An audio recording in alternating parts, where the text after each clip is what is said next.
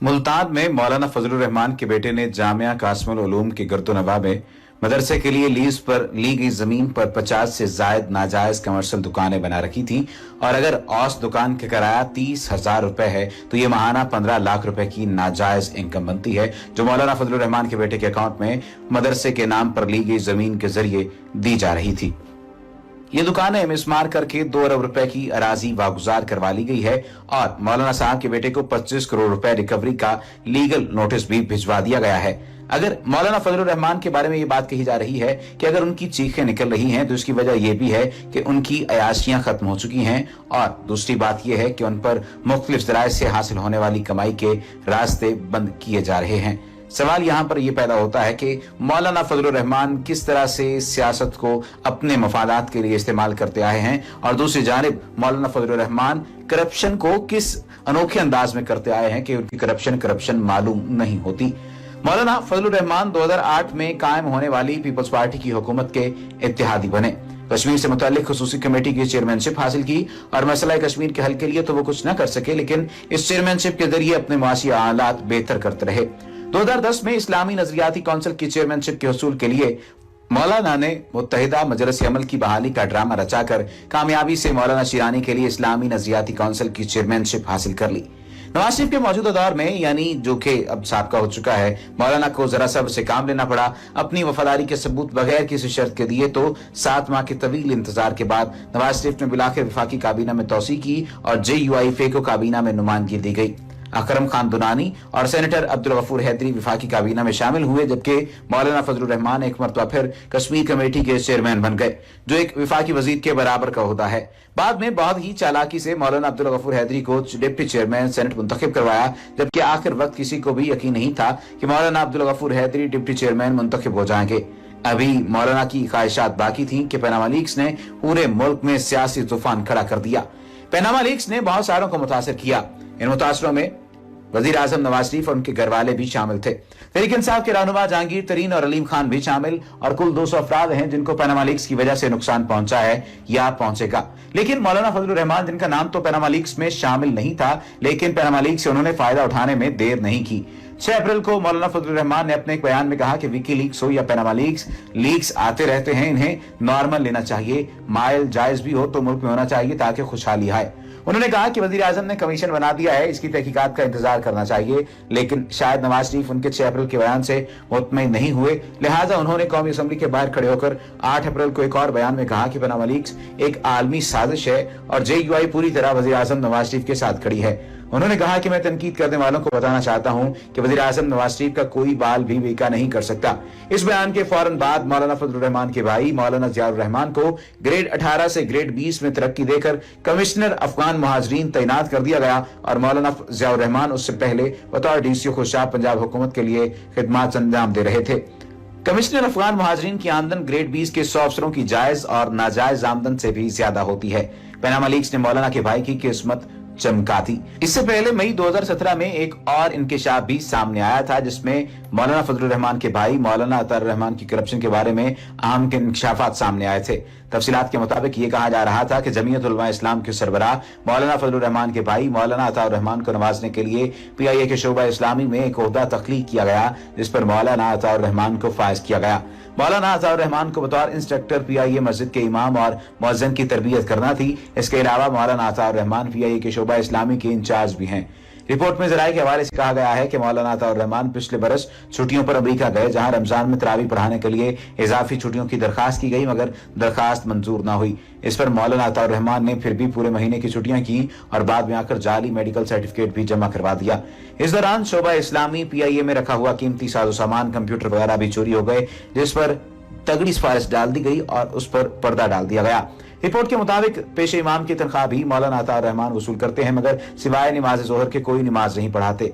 Report में मजीद ये भी कहा गया कि अताउर रहमान की तरक्की के लिए एक इंटरव्यू पैनल भी बनाया गया। जब इम्तिहान हुआ तो उन्होंने 50 में से 0 नंबर हासिल किए जिस पर उनकी दीनी इल्मी से उनकी डिग्री भी मशकूक हो गई। दौरान इम्तिहान ये भी इंकशाफ हुआ कि मौलाना अताउर रहमान हाफिज कुरान भी नहीं, इसके बावजूद वो हर साल तरावी पढ़ाने के लिए अमेरिका चले जाते हैं। सवाल ये पैदा होता है कि अमेरिका क्यों जाते हैं?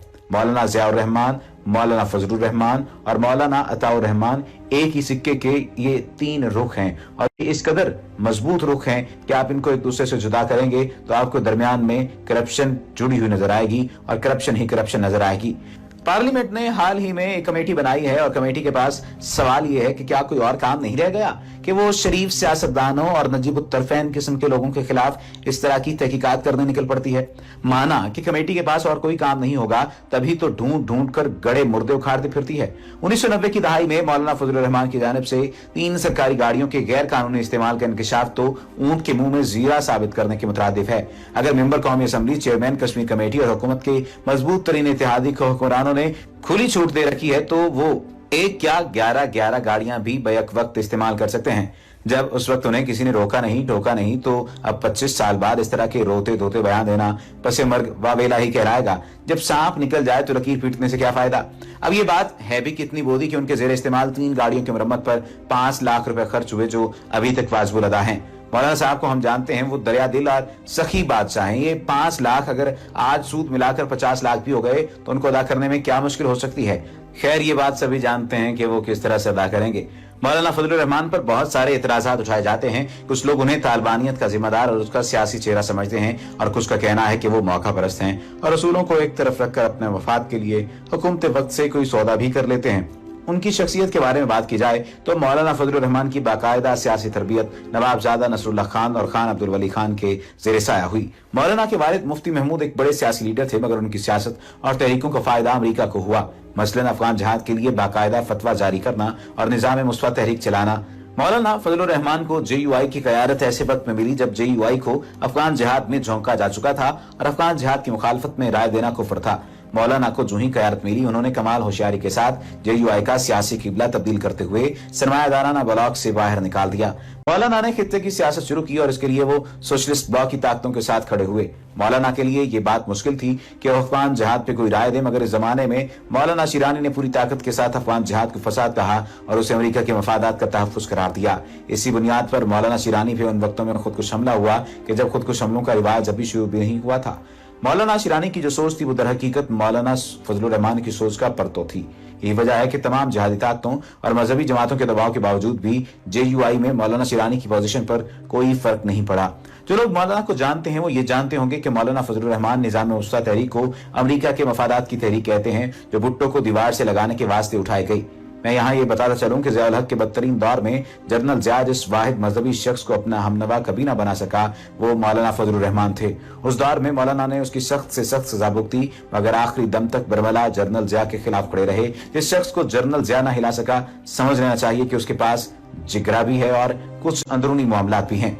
एक बात जो बहुत कम लोग जानते हैं, जनरल ज़ियाउल हक के दौर में 3 बरस जेल में रहे। इस दौरान उन्हें ज़ियाई सिरात मुस्तकीम पर लाने के लिए तमाम हरबे इस्तेमाल किए गए मगर वो नहीं माने। ये वो वक्त था जब देवबंद मसलक के उलमा में जनरल ज़िया अदलिया के ओहदे, सरकारी जामियात में तदरीस के मनसब, फौज में मसाजिद के मेंबर और मदरसों के लिए किनालों पर मुहित प्लाट बांट कर अमीरुल मोमिनीन होने की सनद हासिल कर चुके थे।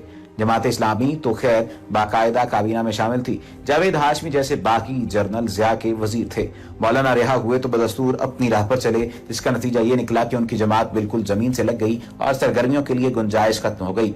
यही वक्त था जब उनके पीछे से हिंदुस्तान और मॉस्को के हाथ बरामद किए गए। बदनुमान होने के इल्जामात आयद हुए और जनरल ज़िया का पालतू प्रेस मुसलसल मौलाना के पीछे लगा रहा मगर मौलाना के पायसबात में एक लम्हे के लिए लग्जिश नहीं आई। उस दिन से मौलाना जो आर्मी के लिए ब्लैकलिस्ट हुए फिर वाइट नहीं हो सके।